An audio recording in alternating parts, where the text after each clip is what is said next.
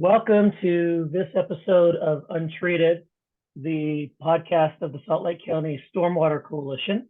As you can see from the screen, we're doing a kind of a simulcast audio and video that should be available in the audio and video form on our YouTube channel, and at least in the audio form on our website in the podcast area. So with no further ado, let's get into this Times episode.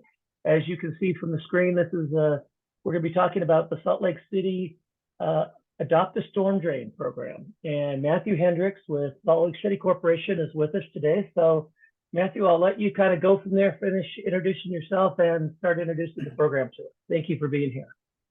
Excellent. Yes, thank you for having me. My name is Matthew Hendrix. I'm the Stormwater Compliance Specialist for Salt Lake City Public Utilities. My role is basically to make sure that the city's in compliance with our state-issued stormwater permit, which is just a permit to allow stormwater to discharge from our storm sewer system.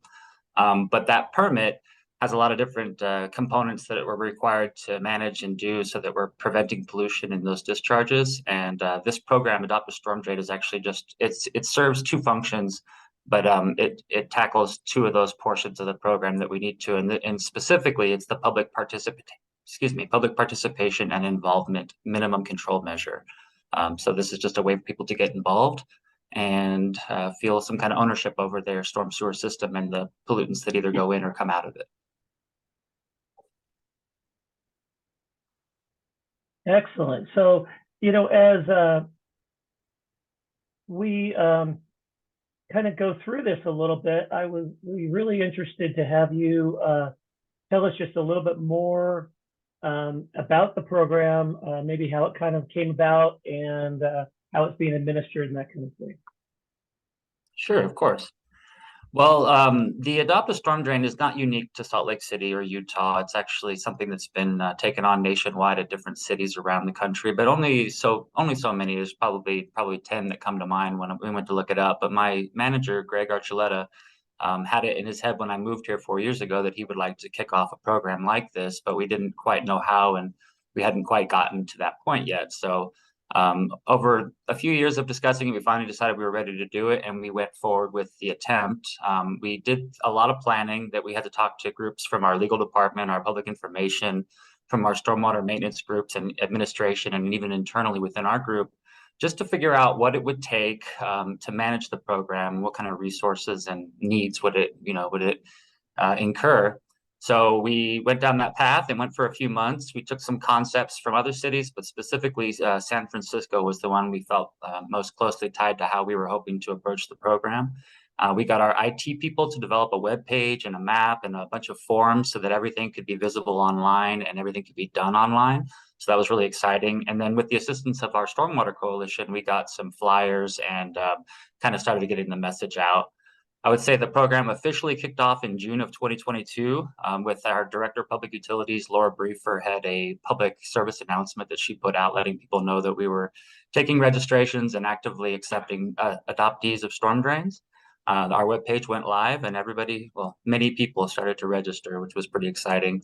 We really wanted to get the word out, so we did some marketing efforts to include mailers in our utility mailers, some newsletters, some website additions, and some social media kind of posts. And then I even did a photo shoot, which is visible on this first page. You can see that's me clearing a drain in my moment to shine.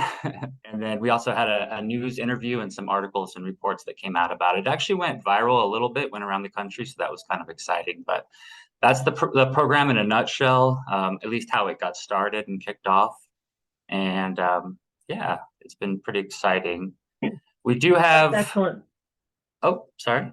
Oh, no, I know that. No. That's excellent. I was just going to say, kind of leading into this just a little bit, is if folks want to do this, what it would be kind of expected of them. But go ahead and keep going with what you're doing.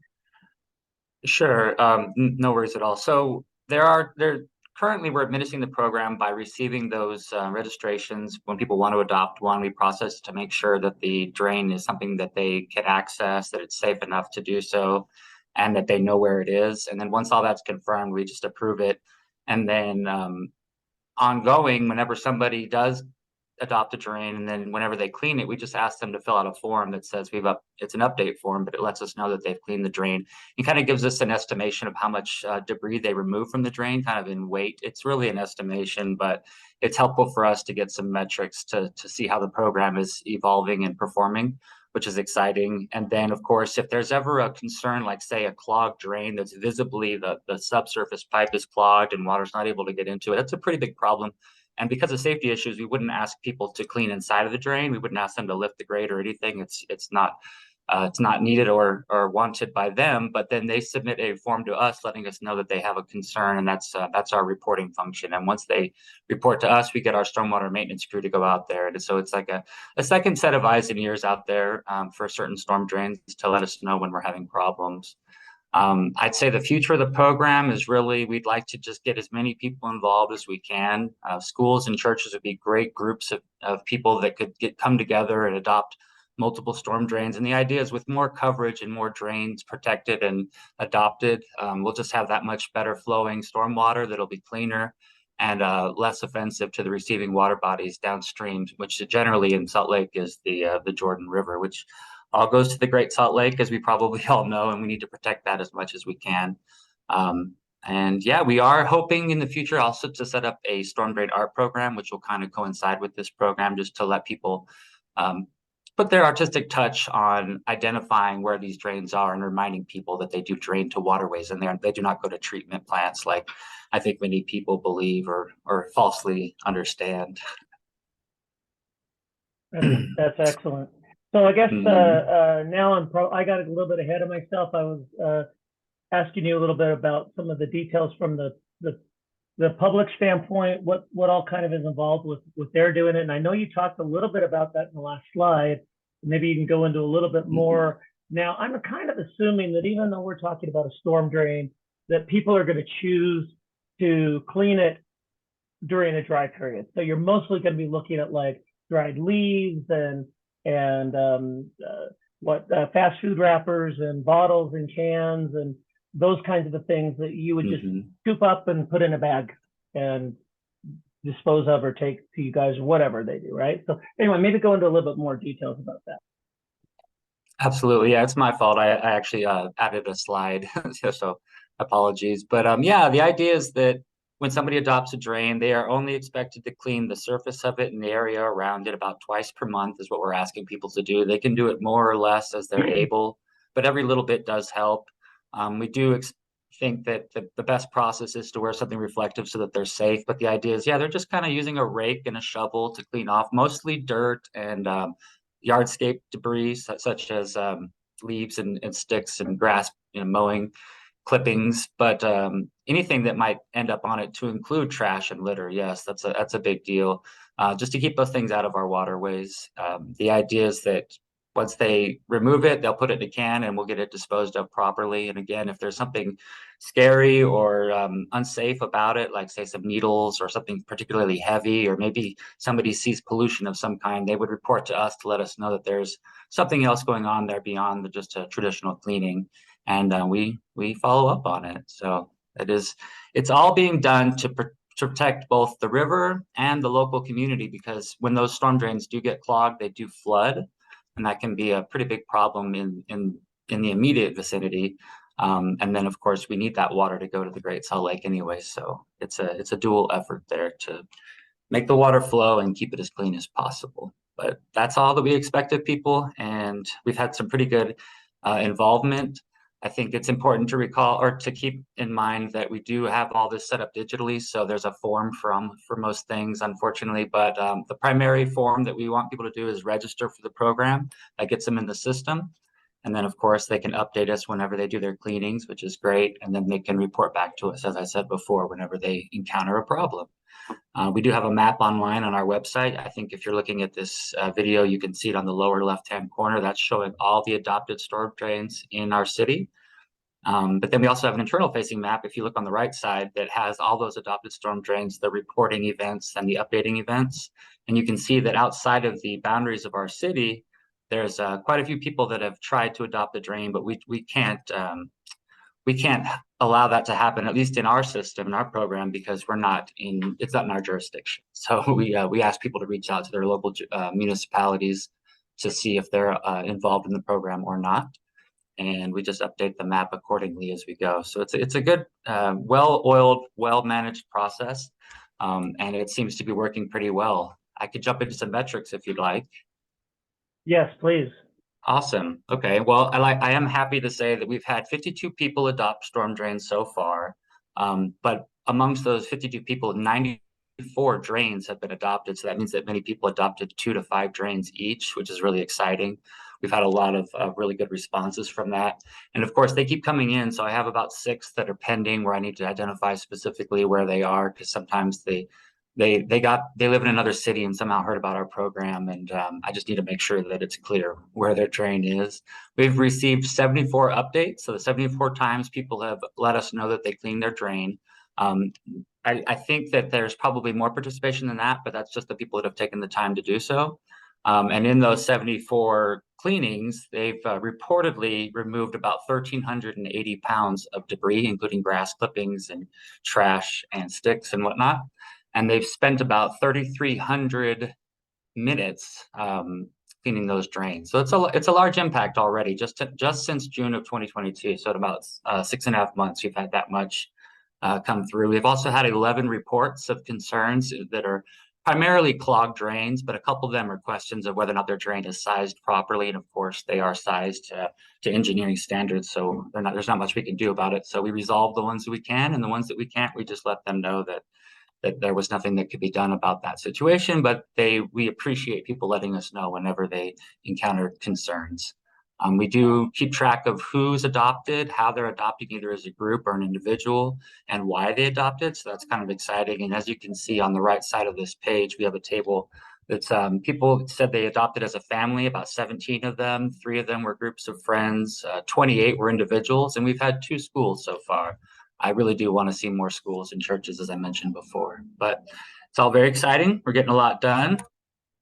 And Matthew, may I ask you one more question about that last one with the metrics? I know you mentioned a couple of times that you're interested in getting more schools and churches involved. If you are representing a school that is within the, or church within the Salt Lake City boundaries, and the storm drain you want to adopt is within the boundaries, it would be okay if the point person, the representative, like if I were a school employee and I were your point person, it would be okay if I lived in Middale or Murray or anywhere else in the state, basically, as long as I'm representing that entity that's within Salt Lake City and the storm drain is within Salt Lake City. Is that correct? That is absolutely correct. Yes. We can't honor registrations outside of the city, but you can live outside the city as long as the drain is within the city. And then the other part of that is, you mentioned schools and churches specifically. What about, small businesses, a restaurant or day spa or whatever that has a storm drain near their location? Absolutely. Yeah, I think there's a whole lot of different kinds of groups and organizations out there that we would happily have anybody adopt a storm drain as part of this program. And I would love to see businesses take on the drains in front of and upstream from them. That'd be awesome. I think Boy Scout and Girl Scout groups probably see this as a great volunteer opportunity. Definitely churches and just HOAs, honestly, a homeowners association. I'm sure they have a vested interest in keeping those drains clean anyway, just for aesthetic reasons. But as per our program, we would happily have them join up as well. So we're looking to spread the word and get as many people involved as we can. So then, to that point, as we move forward, I know you've had some interaction with some of your adoptees so far, and some of them have given you some good reasons why they have chosen to adopt a storm drain. So maybe you could elaborate on that a little bit. What are some of the additional reasons that people or groups have adopted?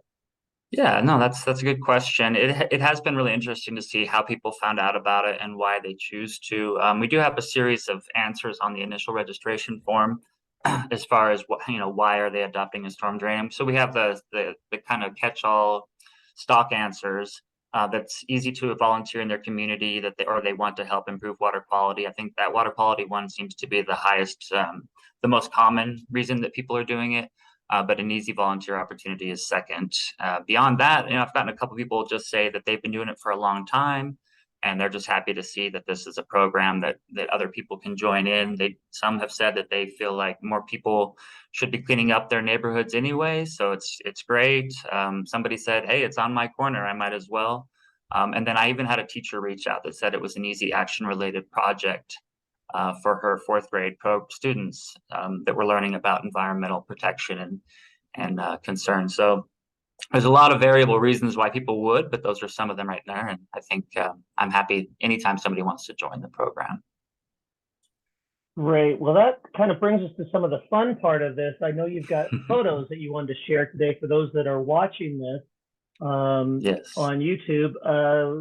Go ahead and share some of the photos and give us some ideas of what kind of documentation you're looking for. Because I know you want more than just the written words. You want some of those photos. So maybe you can give folks that are interested in this an idea of what types of photographic documentation you're looking for as well. Sure. We can move to that.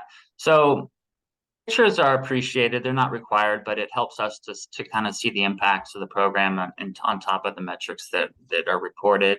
But I just love pictures, and obviously before and after pictures tell a really big story.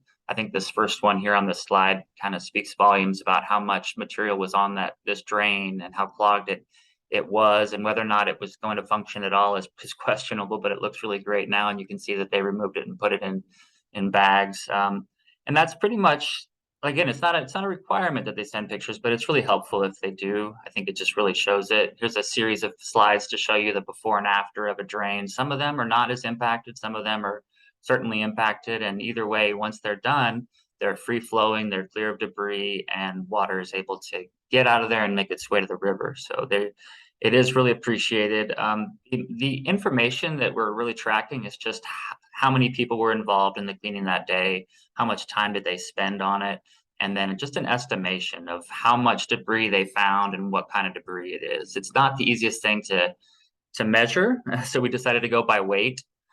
Volume would have been a little bit difficult, and then of course it's not like we carry around a scale, so it's really more of an estimation. But I think we all generally know what about 20 pounds feels like, and I think a lot of times they're significantly more than 20 pounds of debris. At least in the fall, that seemed to be the case. As you can see in this picture, there was a lot of leaf and detritus litter on the street there. But yeah, that's what we hope to see. I love these pictures. They really do tell the story. Sometimes it's very little, like this picture. There's just a little bit of leaf debris on one inlet that the person cleaned up. And, it may seem insignificant, but if you think about this en masse on all the inlets around the city, there's a lot of material that has its ability to get into our waterways, and it can be a big problem. So it's really helpful. And yeah, so we really enjoy seeing those pictures. I think one of the more fun aspects of this program that people really seem to get excited about, and I am also excited about, is that you're able to name your drain. So if you adopt a storm drain, you can name it, and as long as it's safe for work or fit for children's eyes, then we're happy to take those names and keep them. And I have a list here on this slide at the bottom of people that have named their drains, things that I found rather humorous or cute, or however you want to look at it. A couple of examples are Anita Stormy Flow, so she needs water to enter her drain, and that's that one. Grady McGreatface, I thought was pretty humorous. Pennywise makes me laugh if you're familiar with the It movie. And Purple Drain, because I am a fan of, sorry, I'm trying to remember his name right now. But yeah, so music related. I'm going to kick myself for not remembering that later. But Guzzler is another good game. Watershed Warrior. These are all really fun, cute names that really people can personalize and identify with their drain. So it's just something I wanted to stress, is that it's funny. And when family gets involved, they can name it whatever they want, and it's cute. We do get, oh, I'm sorry, did that answer your question? Yeah, totally. Yeah, and testimonials? please go into the testimonials. Yeah. This is awesome too. Okay, yeah. So when people do join up with our program, I ask them for just kind of thoughts on why they're signing up, and then sometimes afterwards I'll reach out to them and see how things are going. And I just feel like it was a good idea to go ahead and track some of what they've said. And so here's a couple of their testimonials on the screen. If somebody's able to read that, they can. I'll give you a few highlights. We had somebody that said that they were happy to adopt the drains on their street, and they hope that they could get a bunch of people out to do this because they really want to keep the Jordan River free of trash and keep it clean in the future, which I think is pretty exciting. We did have one group say that that their concern was with the Great Salt Lake drying up and the drought that we're having, and they want to see more water make its way to the river and to that lake. So we can appreciate that as a good reason to do so as well. We had somebody that was a city employee that had a big rain event and saw that the water was ponding pretty excessively at their inlet, and they wondered why. And so they took a little shovel, and sure enough, they were able to clear the debris enough to have the water drain as it's supposed to. And it just kind of got them thinking about it. And then they saw a newsletter that we had put out, and they thought, oh, well, then maybe we should join this program. And they did, and they've been very helpful in maintaining that drain ever since. We had one guy say that his partner has been cleaning for 24 years their drains already. So he's well ahead of the curve on this, and we're happy to have them. And then, of course, we had somebody say that she was excited because the drain was near her house, but she wanted to know if her mother and Holiday could adopt a drain there. And as we spoke about earlier, we're not able to honor registrations in other cities, but it was nice that she wanted to share the experience and get more people involved. And yeah, then of course, the last one I'd like to mention is that fourth grade teacher that was really excited about making it a service project for her group. I actually went out there and presented to them and explained to them the reasons for the program, got them excited, I think, about what they had signed up for. And I was really excited to have that school join in. So there's a lot of good reasons. Hooray for storm drain adoption is one of them, which I thought was cute. And yeah, we're happy to have anybody join up as long as they're interested and willing. Well, this is an amazing program, Matthew. I'm really excited about it. And as you were saying, it's still pretty new, right? It really just basically got off the ground sometime last year. Correct, yes. So the trajectory looks like it's on its way up still. And that's right. I got a few. Yeah, go ahead. Oh, I was going to say I received a couple more registrations just this morning. So it's going to keep growing. That map of the city, I'm hoping to get some more on the west side, but since people primarily live on the east side, or at least east of the airport, that makes sense why most of the drains are over there. But we want to get as much coverage as we can and as many drains as adopted as possible. And I think it'll only snowball from here the more people hear about it. And I'm excited to hear that other cities are looking to get their own programs started, like West Valley City reached out to me. I think Murray City reached out recently. So we're really hopeful, and as part of the coalition, we're all hopeful that this spreads and that more people can get involved. I think it's really helpful to get people to understand the effects of stormwater pollution and the ways that pollution gets into our stormwater and eventually to our waterways. And this is just one little facet of it, but it's an important one. And of course, the protection of flooding and prevention of flooding is really, really important to the people that live there. So yeah, well, I'm excited about the program. Yeah, it seems like it's something that's relatively straightforward and fairly easy, especially if there's a couple of you doing the work, but it's a way that any of us can feel like we're involved in actually doing something, which I think is kind of a good feeling to have, So I just think it's a fabulous program. As you can see, all of Matthew's contact information is there on the screen. It will be on our webpage as well. Please reach out to him. And as he mentioned, even if you are not in Salt Lake City proper, he will get you the information of the appropriate jurisdiction where your address is. And I think the more people also reach out to their own cities and say, hey, why don't we do something like Salt Lake City's doing in their city? Why don't we do something here like that? I think that will also make a big difference. So anyway, thank you for your time, Matthew. This has been really informative. And until next time, this is Untreated, the podcast of the Salt Lake County Stormwater Coalition.